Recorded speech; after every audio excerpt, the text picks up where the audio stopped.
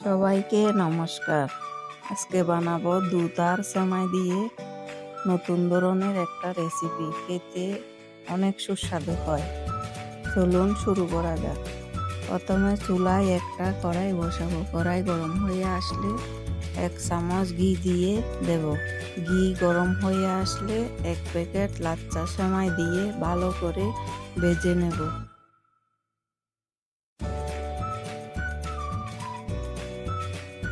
1 cup dry fruit দিয়ে দেব।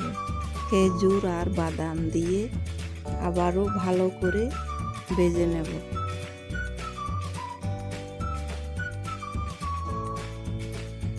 1 কাপের মতো নারকেল কোড়া দিয়ে আবারও কিছুক্ষণ ভেজে নেব।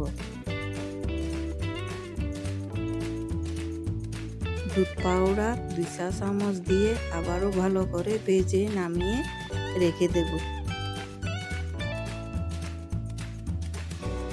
এখন কড়াইয়ের মধ্যে 2 কাপ চিনি দিয়ে একটু নেড়ে চেড়ে 1 কাপ লিকুইড দুধ দিয়ে ভালো করে নেড়ে নেব। সামান্য লবণ দিয়ে দেব।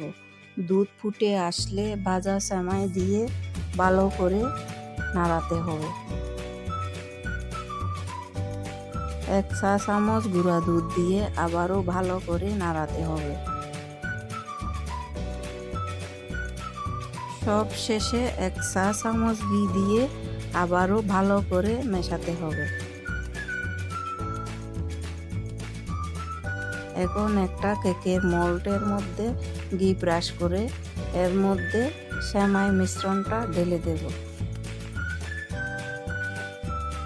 ফ্রিজের মধ্যে 2 থেকে 3 ঘন্টার জন্য ফ্রিজে রেখে দেব।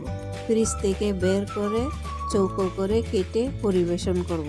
এভাবে বানিয়ে খেতে অসাধারণ লাগে, মুখে দিলে মিলে যায়।